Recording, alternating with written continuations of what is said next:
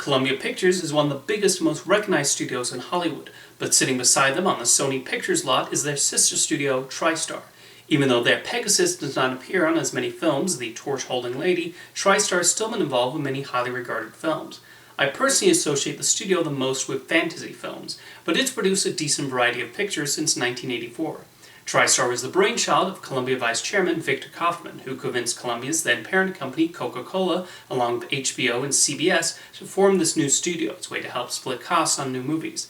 The idea was that Columbia would handle the theatrical release, HBO would air the movies for their cable channel, and CBS had network television rights. Meanwhile, all three companies shared home video rights. The first movie, distributed by TriStar, was the comedy Where the Boys Are. However, the first in-house production the studio released was the classic baseball movie The Natural. With its inspiring story of a baseball player proving his skill in the field, it was an excellent choice to show off what TriStar was capable of. Among their early releases were also The Muppets Take Manhattan and the Best Picture nominee Places in the Heart, which earned Sally Field her second Oscar. TriStar also handled the North American release of Supergirl, which did not do nearly as well. Then there's Silent Night, Deadly Night. The advertising for this Christmas-themed horror movie caused a huge outcry and led to TriStar pulling the movie from theaters only a week into its release. TriStar formed a distribution partnership with TriStar Pictures, with their first film together being Rambo First Blood Part 2, which was a big hit. In 1985, CBS decided to no longer invest in TriStar, with HBO also selling their stake the following year, thus making TriStar a division solely under Columbia. TriStar kept up business as usual though. Short Circuit was a hit for them, and Francis Ford Coppola's time travel comedy Peggy Sue Got Married also found an audience. They released Jim Henson's Labyrinth, which did not perform well at the box office, much to Henson's disappointment. However, it's thankfully grown a much larger and appreciative audience in the decades since, and there are probably several who associate TriStar with this film in particular.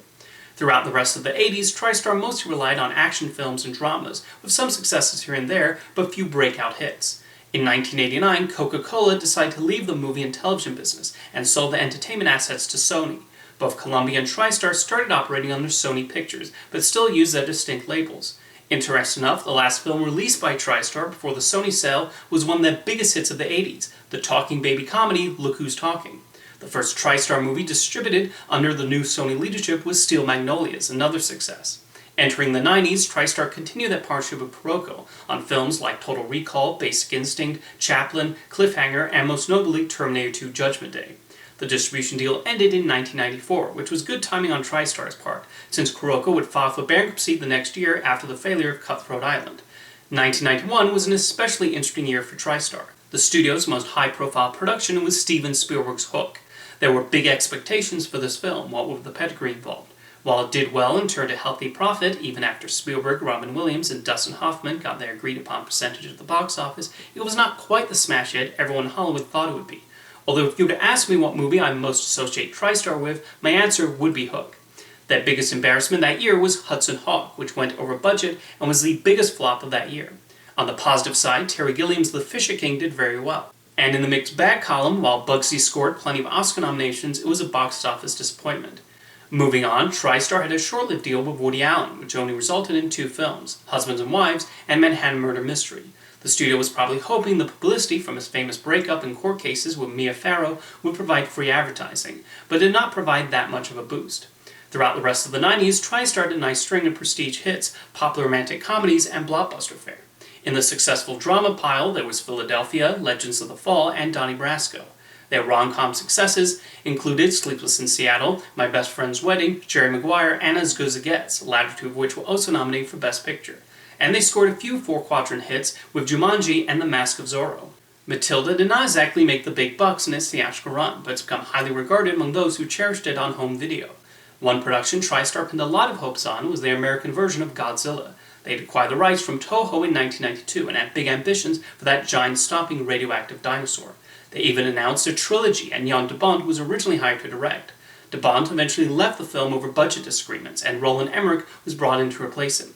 TriStar went on a massive promotional blitz for the film, and the expectation was that it would wind up the Jurassic Park of 1998. Not quite what happened. Critics and even audiences and Godzilla fans had a negative response to the movie, and while the film was nonetheless profitable, there was not much enthusiasm within TriStar and Sony to go ahead with a sequel, and they let the rights expire, which Toho was perfectly fine with. Going into the 2000s, TriStar's output saw a dramatic drop as Sony put most of their focus on Columbia Pictures. Some years even saw only 2 movies open for them. TriStar became almost like Sony's B-movie label. The few times they released something with some prestige and potential for awards attention, like Running with Scissors or Roman Polanski's adaptation of Oliver Twist, they quickly came and went with little fanfare. TriStar did end the decade on a high note with the science fiction film District 9. Thanks to a clever marketing campaign and positive reviews, the film was a late summer hit, and even became one of the rare science fiction movies to be nominated for Best Picture at the Oscars. Despite that, TriStar still is not given the same priority as Columbia. They even make very few in-house productions. They release some films from the now-defunct studio Film District, in addition to Stage 6 Films, Sony's low-budget film unit, and Affirm Films, Sony's religious label. TriStar did have a hand in District 9 director Neil Blomkamp's follow-up project Elysium, which performed fine. In 2013, Tom Rothman, who'd recently left his position running 20th Century Fox, was hired by Sony to help revive TriStar. Under his watch, he chose to make it a studio that would produce director-driven projects under reasonable budgets, and he got immediately to work, greenlighting films from directors like Jonathan Demme, Robert Zemeckis, and Ang Lee. Sony was so impressed with Rothman's first few years on the job at TriStar that he was promoted to be Amy Pascal's replacement as chairman of Sony Pictures following the infamous hacking scandal. The biggest hit of this new TriStar has been Edgar Wright's Baby Driver, which is also by far the director's highest-grossing film. They've also released All the Money in the World, the movie where Ridley Scott quickly reshot scenes to replace Kevin Spacey with Christopher Plummer, Danny Boyle's Trainspotting sequel, and Mariel Heller's Mr. Rogers movie A Beautiful Day in the Neighborhood.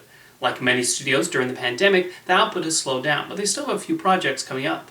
Next month, we'll see the release of The Woman King, a movie about a group of female warriors in 19th century Africa, and the Whitney Houston biopic I Want to Dance with Somebody is currently scheduled for Christmas. Even though the film adaptation of the stage musical Matilda will be streaming on Netflix in most territories, TriStar Pictures is giving it a theatrical release in the UK. Speaking of musicals, they have a new adaptation of Guys and Dolls currently in development, with Bill Condon set to direct. TriStar has also been trying to get the film The Nightingale, based on the book by Kristen Hanna, off the ground for a while. It's gone through a few directors, and just when it seemed like production was finally starting, with Melanie Laurent behind the camera, pandemic got in the way. Laurent still seems keen on making it, so hopefully things will get up and running again soon. In any case, I think the contributions of TriStar Pictures to the Sony library deserve recognition. Since Victor Kaufman first got the ball rolling almost 40 years ago, the studio has given us a solid collection of heartwarming comedies and family films, imaginative fantasy movies, and thought-provoking dramas. See you next time.